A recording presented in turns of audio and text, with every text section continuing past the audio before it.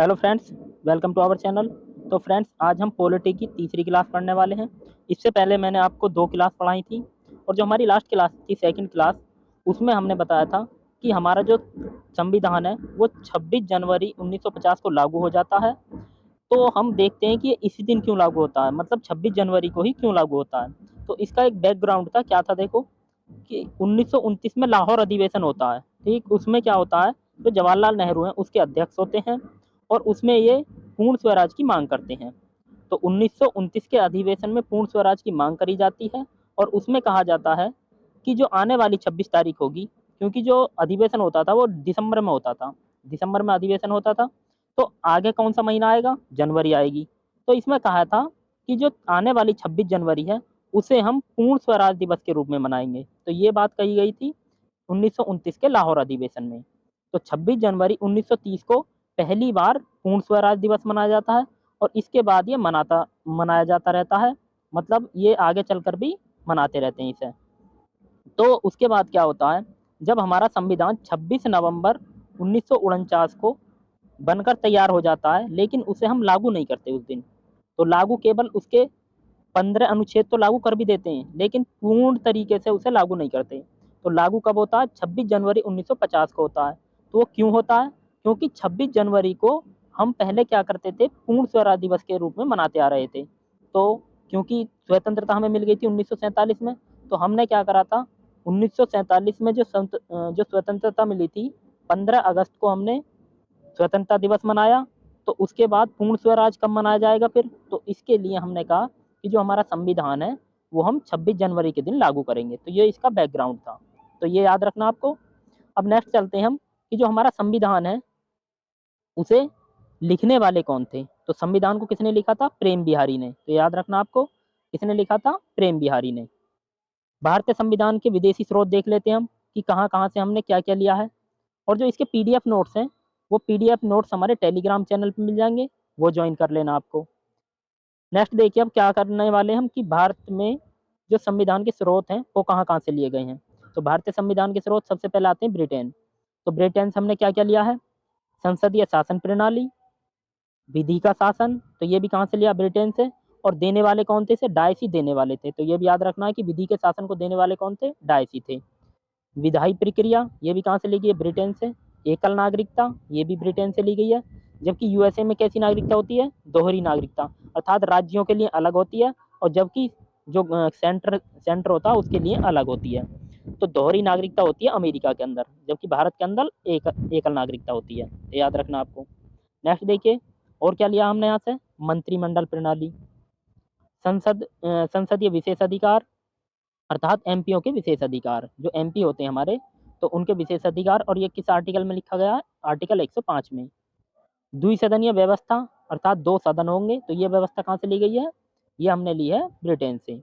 मंत्रिपरिषद सामूहिक रूप से लोकसभा के प्रति उत्तरदायी होगी। तो किसके प्रति उत्तरदायी होगी, लोकसभा के प्रति उत्तरदायी होगी। तो ये कहाँ से लिया गया, ये भी ब्रिटेन से लिया गया और ये बात कही गई है आर्टिकल 75(3) में। तो ये भी याद रखना आपको, आर्टिकल आर्टिकल 75(3) में क्या दी गई है, नागरिकता, वो सामूहिक रूप से लोकसभा के प्रति उत्तरदायी होगी मंत्रिपरिषद, ये बात कही गई है।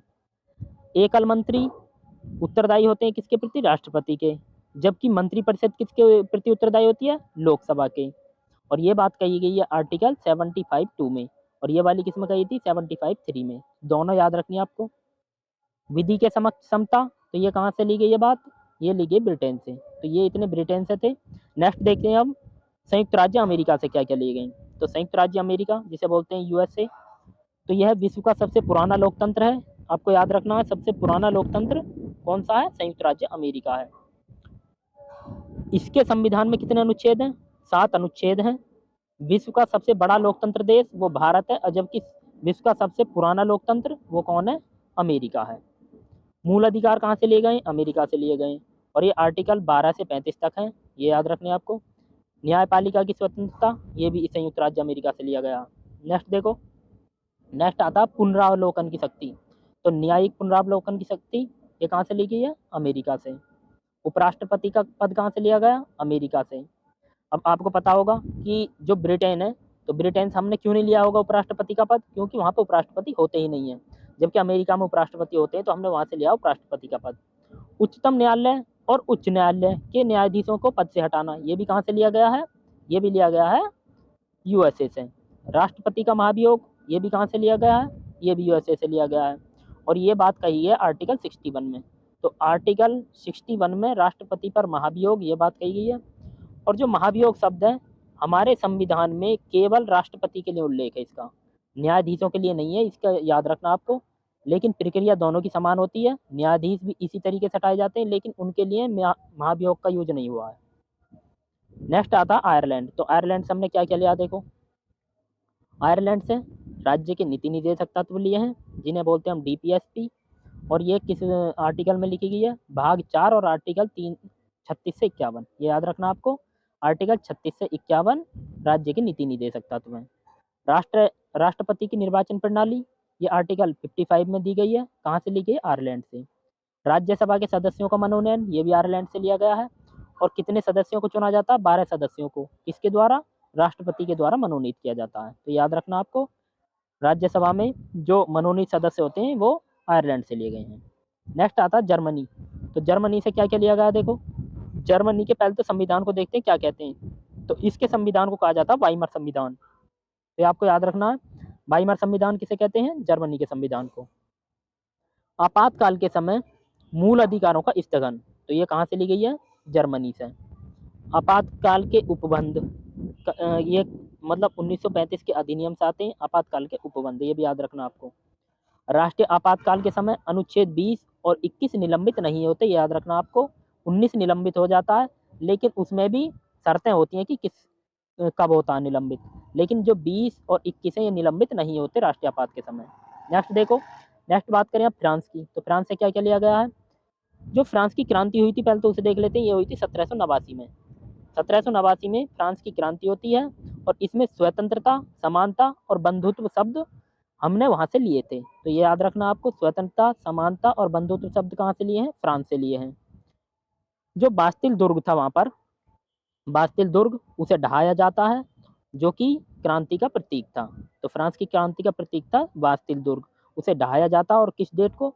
14 जुलाई 1789 को।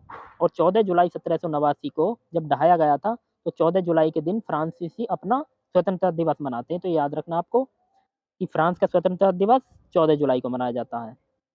नेक्स्ट बात करें गणतंत्रात्मक शासन, ये कहाँ से लिया गया? फ्रांस से लिया गया है। प्रस्ताव में स्वतंत्रता, समानता और बंधुत्व मैंने आपको अभी ऊपर ही बताए थे, ये कहाँ से लिए गए शब्द?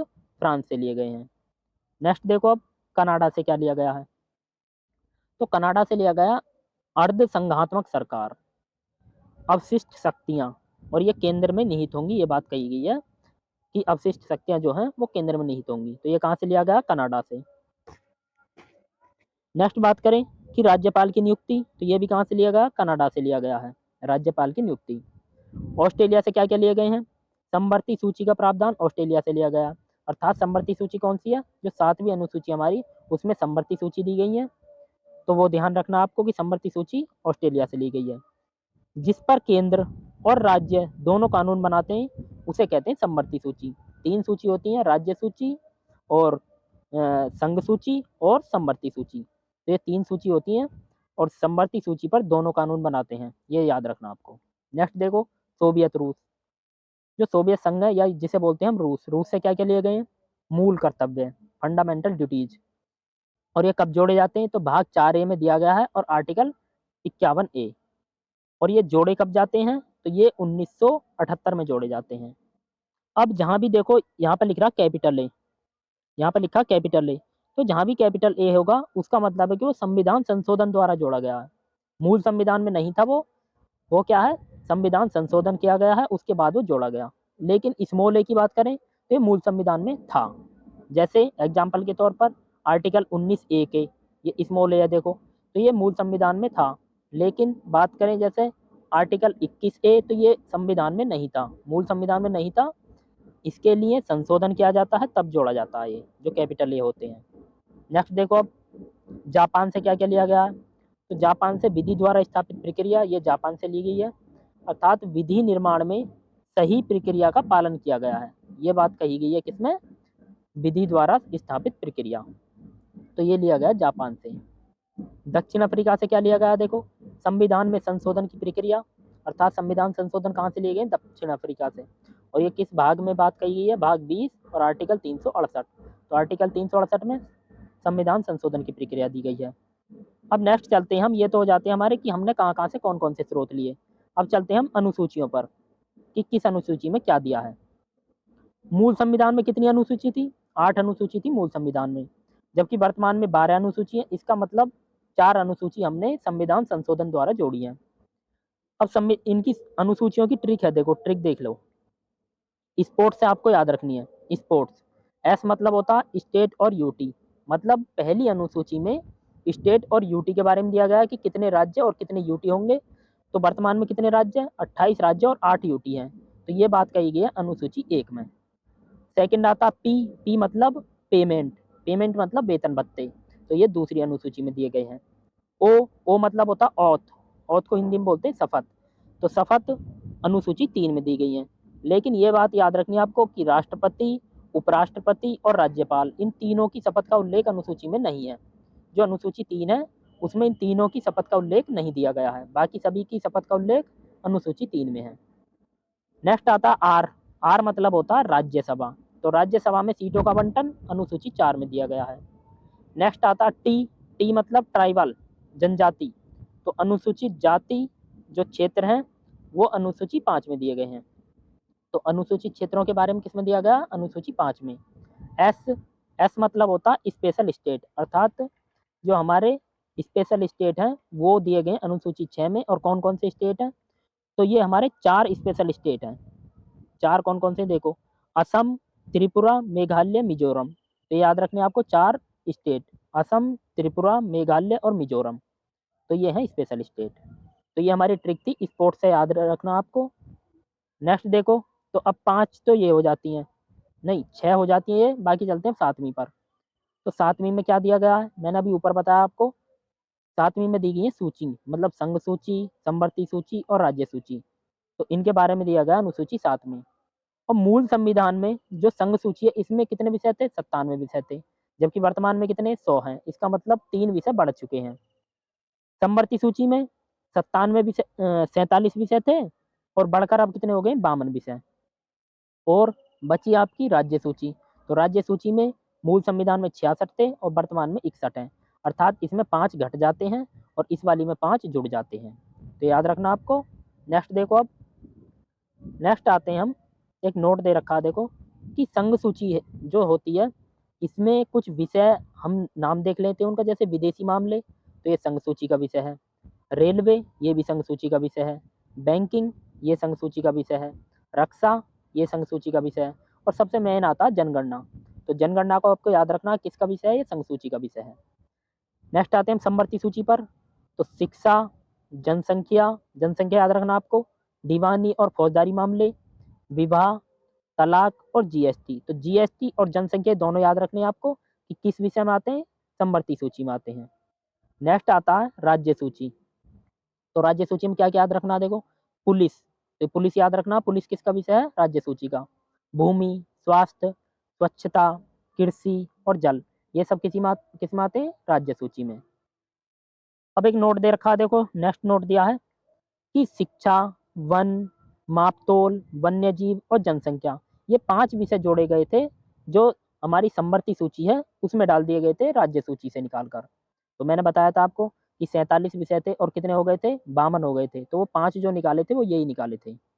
मूल संविधान में राज्य सूची का विषय थे, लेकिन 42वें संविधान संशोधन 1976 में होता है, उसके द्वारा ये समवर्ती सूची में शामिल कर लिए जाते हैं। तो याद रखने आपको कि 5 विषय समवर्ती सूची में शामिल किए जाते हैं। नेक्स्ट आते हैं, 7वीं हो जाती है, अब चलते हैं 8वीं अनुसूची पर। तो 8वीं अनुसूची है लैंग्वेज, भाषा से संबंधित। अब लैंग्वेज में देखो 8 वर्ड दिखाई देंगे आपको, तो 8 से ट्रिक से याद रखना है कि अनुसूची 8 और 8 वर्ड हैं इसमें। तो किससे संबंधित है, भाषा से, लैंग्वेज। अब इसमें मूल जो संविधान है उसमें कितनी भाषाएं थी, उसमें थी 14 भाषाएं, जबकि वर्तमान में कितनी भाषाएं, वर्तमान में 22 भाषाएं हैं। तो कितनी भाषाएं जोड़ी गई, 8 भाषाएं बाद में जोड़ी गई हैं। तो कौन कौन सी जोड़ी है, देखो 21वां संविधान संशोधन होता 1967 में, इसके द्वारा सिंधी भाषा को जोड़ा जाता और ये 15वीं भाषा बनती है। नेक्स्ट आता ये आता 71वां संविधान संशोधन 1992 में, और इसके द्वारा 3 भाषा जोड़ी जाती हैं। उनकी ट्रिक है नमक। नमक से याद रखना, न से हो जाती है नेपाली, मैं से मणिपुरी और कै से कोंकणी। ये 3 भाषाएँ जोड़ी जाती हैं। तो टोटल भाषाएँ कितनी हो जाती हैं अब? 18 भाषाएँ हो जाती हैं। नेक्स्ट आता है 92वां संविधान संशोधन। 92वां संविधान संशोधन 2003 में होता है ये, और इसमें 4 भाषाएँ जोड़ी जाती हैं बोडोमास। बो से बोडो, डो से डोगरी, मैथ से मैथिली और से संथाली। ये 4 भाषाएँ जोड़ी जाती हैं 92वें संविधान संशोधन 2003 के द्वारा। तो टोटल मिलाकर भाषाएँ हो जाती हैं हमारी 22 अब। ये याद रखना आपको कि अब कितनी भाषाएँ वर्तमान में 22। नेक्स्ट आते हैं अनुसूची 9 पर। तो अनुसूची 9 में क्या दिया देखो, जो अनुसूची 9 है, ये पहले संविधान संशोधन 1951 द्वारा जोड़ी जाती है, क्योंकि मूल संविधान में केवल 8 ही अनुसूचियाँ थीं। तो 9वीं अनुसूची पहले संविधान संशोधन द्वारा जोड़ी जाती है, और ये संपत्ति से रिलेटेड थी। तो ये भी याद रखना आपको। नेक्स्ट आता है अनुसूची 10। तो ये 52वें संविधान संशोधन 1985 द्वारा जोड़ी जाती है, ये याद रखना आपको। इसकी ट्रिक है देखो, 10 बहाने करके ले गया दिल। तो 10 बहाने करके ले गया दिल, ये इसकी ट्रिक हो जाती है। अब क्या होती है देखो, 10 से हो जाती है 10वीं अनुसूची, बहाने से हो जाता है 52वां संविधान संशोधन, और दिल से हो जाता है दल बदल। अर्थात जो 10वीं अनुसूची है वो दल बदल से संबंधित है, और 52 में संविधान हुआ था तब आई थी ये याद रखनी है आपको। नेक्स्ट आते हैं अब 11वीं अनुसूची पर। 11वीं अनुसूची,